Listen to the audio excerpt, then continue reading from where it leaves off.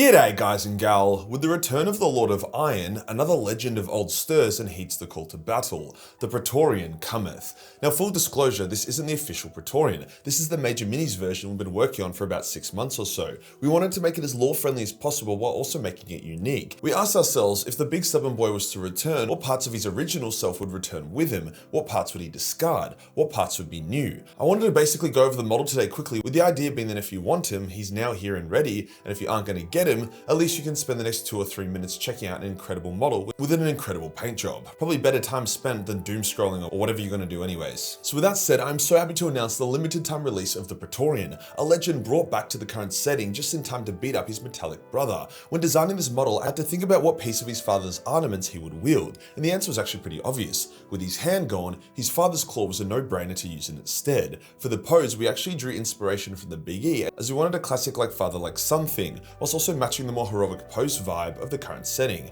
On a technical side, he fits perfectly onto a 60mm base and perfectly scaled to match his current setting brothers. And yes, he does have a fun base prop. Not only that, but on top of the classic bearded vibe, we also decided to add in a helmet variant, as I know a lot of people hate painting faces, so that's a good alternative or something you can magnetize onto the model. For how we stylized his armor, this is a Praetorian who has brutally clawed his way back into the setting and doesn't care too much about polish and aesthetics. His armor is dented and worn, but he still takes pride in it. On each knee is a tribute, one to his fallen angelic brother, on the other a tribute to his father who he feels he has failed. The rest of his armor was designed to turn him into a walking fortress kind of vibe, with his gorget literally being battlements. Now the Praetorian still has that rage in him, so I decided to make his armor take some inspiration from his weaponized autism sons. Thus he features an iron cross with a decent amount of black on the paint job, that being mostly in his cape and loincloth. His sword was already flawless to begin with, so we brought it back in our own style. This all comes together to create a model that I'm obsessed with, and I'm just so fucking excited to launch. Now, as with all these limited mega launches, the model comes in 3 scales. We have tabletop for all your wargaming needs,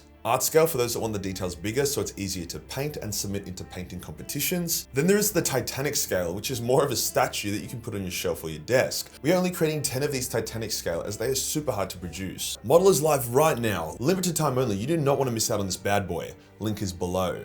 Peace.